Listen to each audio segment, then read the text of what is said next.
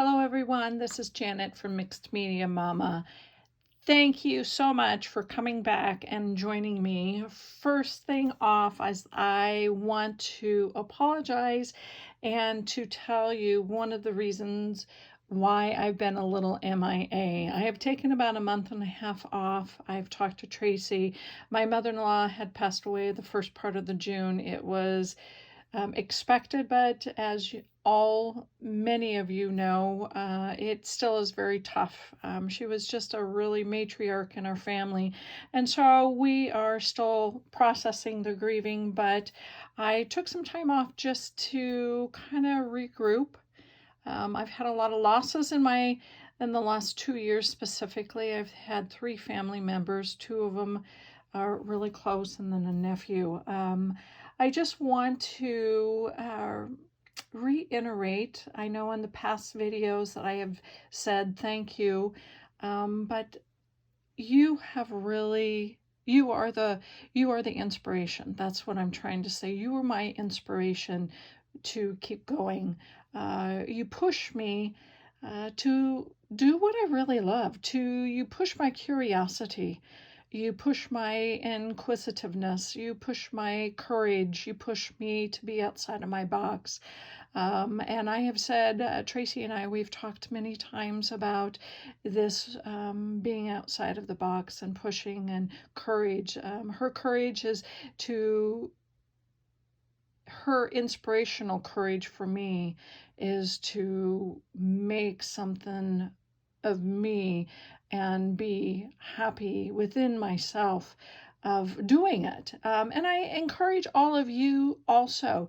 So it's kind of a duo and a thank you for all of my subscribers and to keep inspiring me.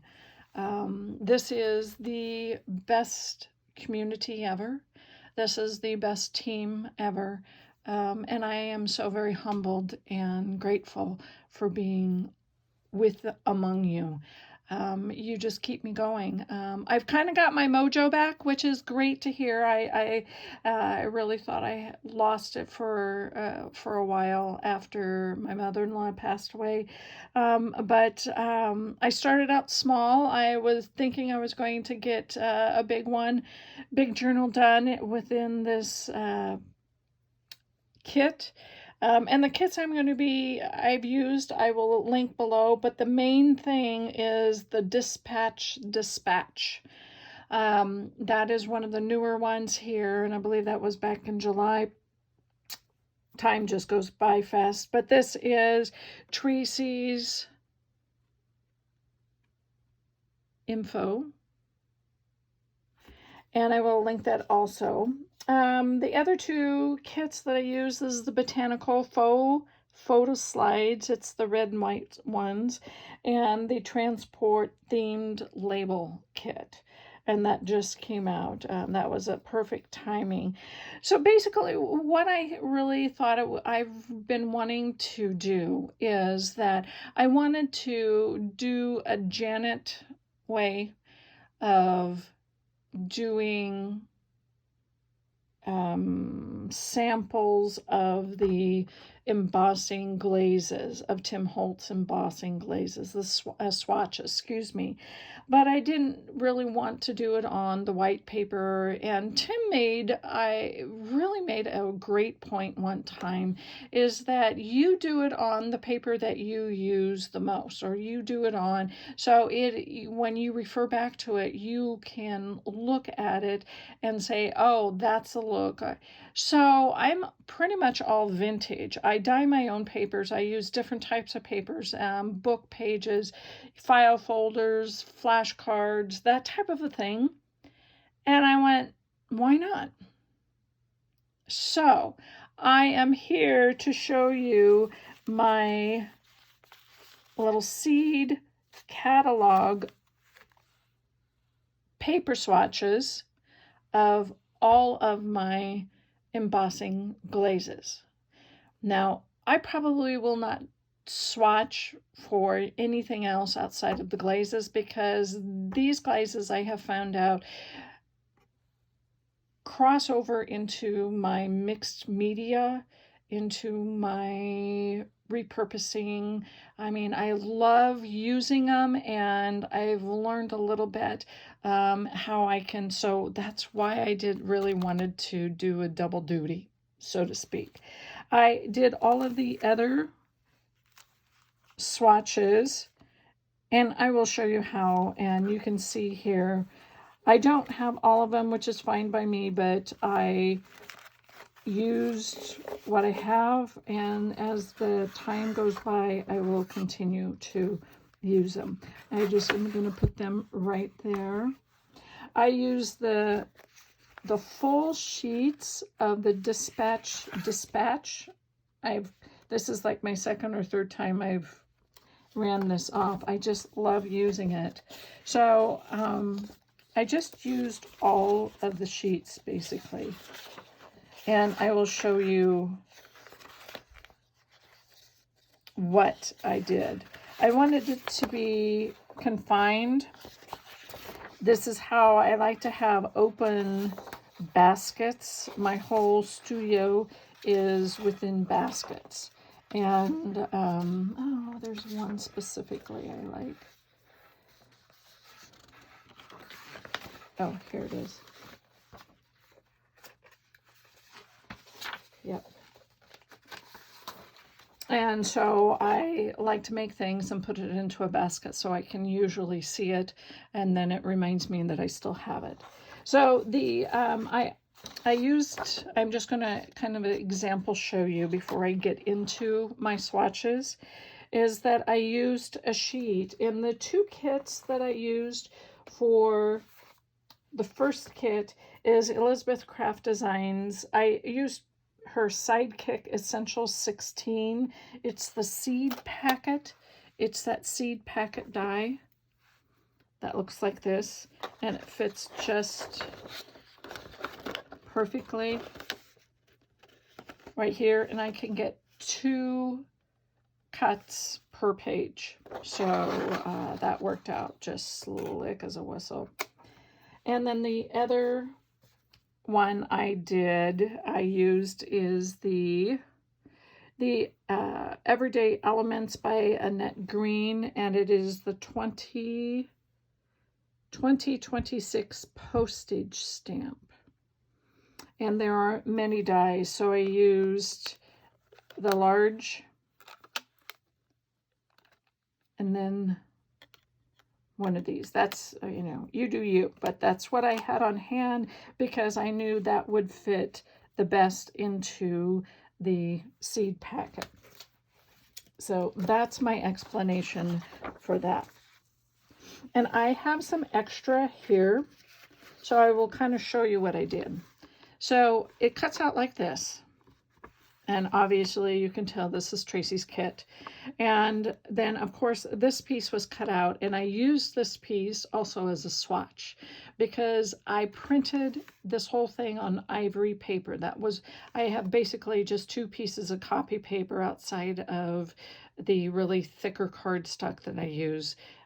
But I wanted to try it on here. So this became one of the swatch. I have 4 different types of paper into each seed envelope, and I will explain that. So I use this is a ivory paper, and then I just cut some, basically some transparency, and I keep all of my envelopes, packaging, you know, plastic packaging that you get, either many things in our craft world. I keep it all.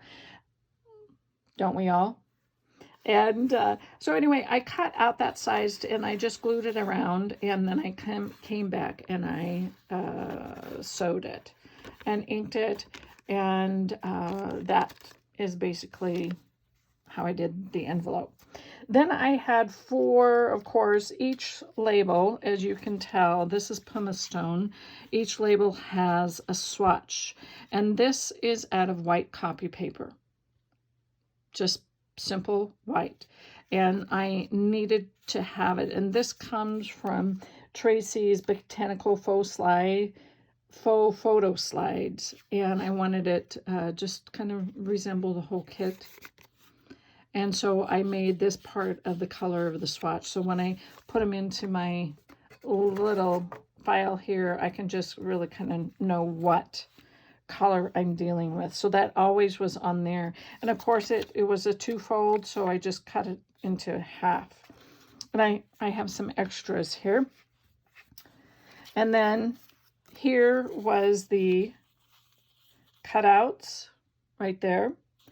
And so I flipped it over and I stamped, I just took a regular stamp, and this is on, whatever could fit into the space, but I did it with Distress Oxide, and I dried the Distress Oxide because that became permanent. I wanted a permanent stamp. I use a lot of my Distress Oxides, quite a bit, so I wanted to see how much glaze would work over the Distress Oxide. So that was my other thing. That was my first tag. Here is a book page, just a regular nice, and it's nice and durable book page, and I used one of the Elizabeth Craft designs to cut that out. And then here comes a flash card. I have a gazillion flashcards. Went to an estate sale, got them. Very durable flashcards, especially the vintage ones are really, really good. So I cut the postal stamp out on that one. The last one is coffee dyed. That's another substrate that I use, is my own coffee dyed. As you can tell, you can see the difference of color here. So I came back with Tim Holtz stamp, and I did this in archival ink. So I've done 2 inks so far. The Ground Espresso Oxide ink on here, and then archival black, jet black ink here on coffee dyed paper, because I always use coffee dyed paper, coffee or tea dyed. So those are my 4 substrates on doing my swatches. And of course, the adhesive that I used is the embossing dabber. I wanted to figure out, because Tim Holtz says that this distress dabber, it has a felt tip rather than a sponge tip. I wanted to see what the difference was. It was quite interesting.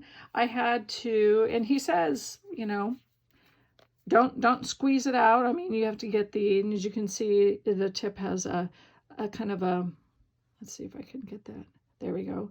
Has a darker middle there, and he says that's normal, but he says when you are stamping, he says just unscrew the lid, put the lid down, and just put it upside down, because that sludge, that's what he calls it, that sludge will just gradually go in. And once you get the tip activated, and each time, each session that I used this with, I have to reactivate it, but it really worked well. I pounced a lot, but he says you can just stroke.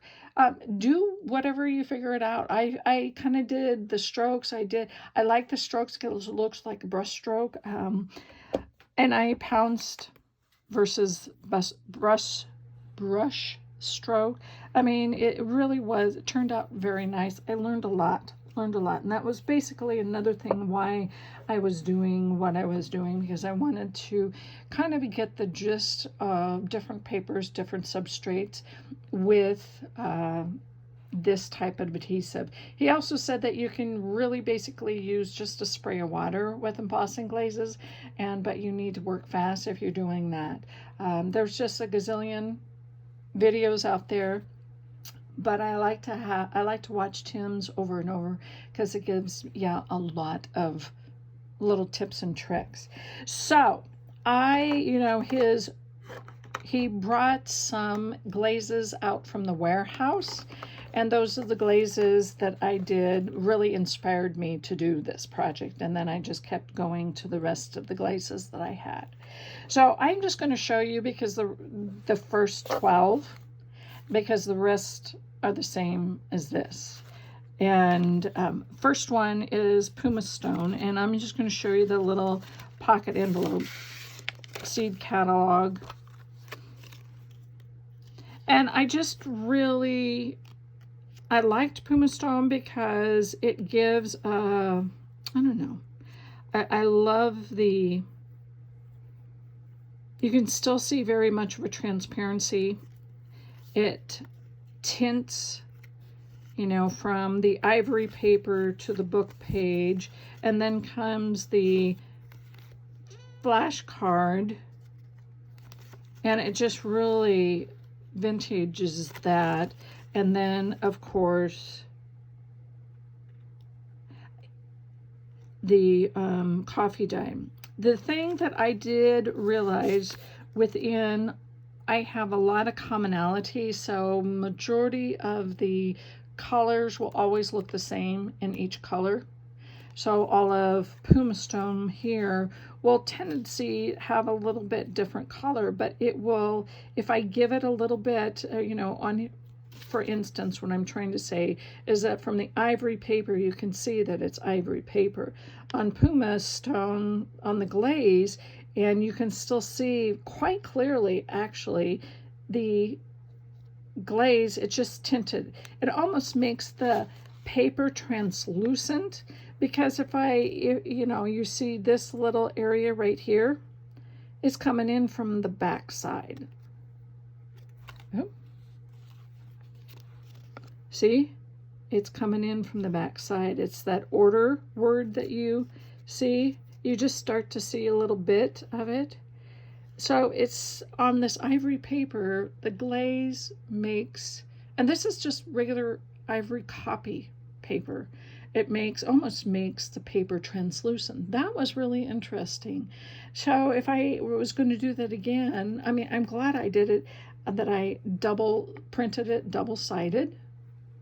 But I thought it was really interesting. Really, really interesting. And of course, the book page. It doesn't come through because this vintage book page that's the only book pages I use. Is really, it doesn't make it as transparent, the book page. The glaze does not make the book page as transparent. Interesting, isn't it? So of course the flashcard, it just made it darker. And then the coffee dyed. And you can kind of see that it's, I don't know, it's spotty. And I think that because the coffee dyed, and this was on regular white copy paper.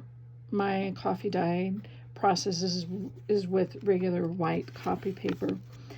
But it is a little bit different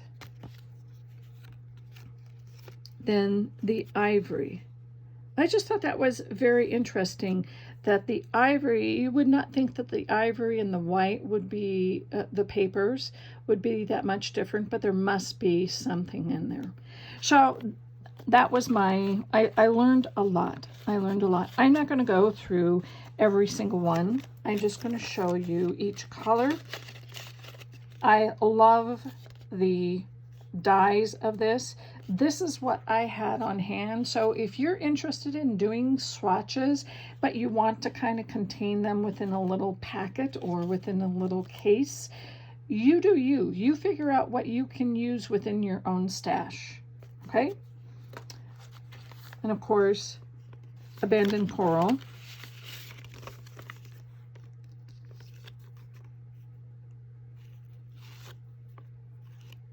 I love the fact that you can really see quite clearly what's underneath.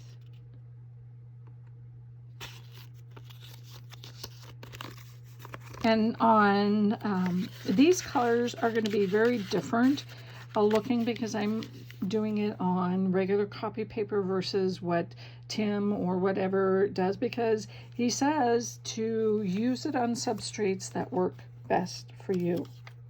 And this is what I use all the time. Of course, this is peacock feathers. Isn't that pretty? Love that. Love that color. And look how different it is between the white and the ivory. I just thought that was interesting. The book page, and it's just a little bit more vintagey, and then coffee dyed. So this is really how I've done all of my swatches on just for the, so the next ones I'm not going to take out. This is, well, why not? I'm doing this, why not? Chip Sapphire.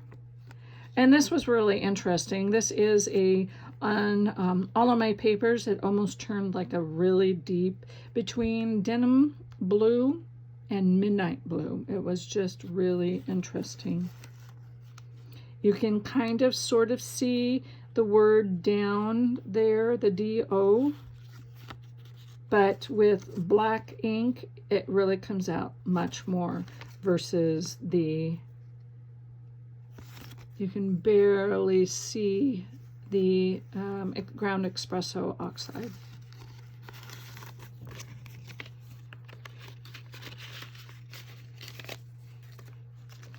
And of course the Mermaid Lagoon. I just thought this was so pretty. And you can really see how on the ivory it really turned it translucent because the red started to come through from the other side.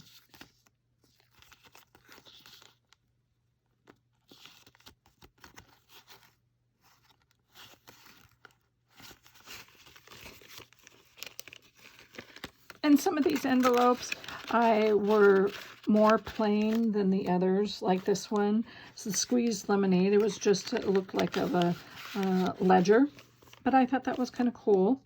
Now, the lighter the color, I knew the lighter the color that it was going to come through, the more colors on the back were going to come through. So that did not surprise me. And actually, the stamp is more clear to see, but yet I can still have color. As I do my mixed media on other projects, I will keep that in mind. So I will definitely, that almost looks like an amber. Look at the difference between, that is so cool. I will use these in conjunction as fillers, as shading, as brightening, you know, whatever mixed media project I do. Many of you know, if you go to my Instagram, I show a lot of my mixed media projects. I like to repurpose, take junk that people throw out, like door plates, like screws, like old broken violins, and I make them into pieces of art. That's why I'm called Mixed Media Mama. Because I really love to work with all kinds of different types of substrates. See, you know, that's where my curiosity comes in. This is aged mahogany. Look at how really kind of a reddish, not necessarily a kind of a reddish brown, but not necessarily a purple underneath, but it's just so pretty. That is how I like to experiment with my mediums, and these glazes are definitely, this is seedless preserve. Now look at that. I did a violin about a year ago, and it was ended up to have a purple undertone. I may have to retrace that with using some of the seedless preserves. Oh, that is so cool. I am very much looking forward to using these embossing powders, crushed olive in many, many different ways.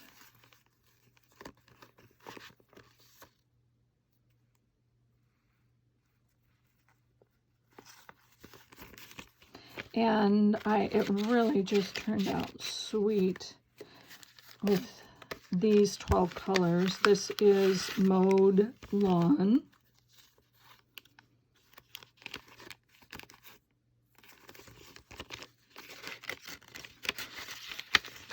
I am going to be doing a journal bundle sage here.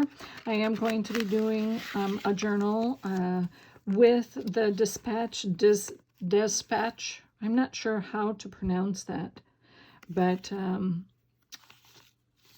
have some wonderful ideas using the embossing powders actually on the cover.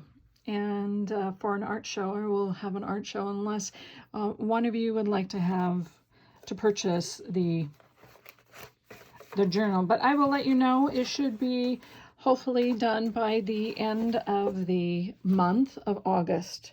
And I so again want to reiterate, thank you very, very much. Hope you liked this. This is a kind of a quick way. It did take me a lot longer than I thought, but just because of all those different types of papers and substrates and swatches. But I thoroughly learned a ton and I loved it. So here is, as you can see, all of my swatches. This is only one of the 2 boxes of the embossing glazes that I have, just so that I can visually see it open. And thank you very much. I so appreciate each and every one of you. Tracie, you are the best. I absolutely am very honored to stay and be on your team. I would not want to be any other place. So thank you, and we'll see you again. Love you all. Bye.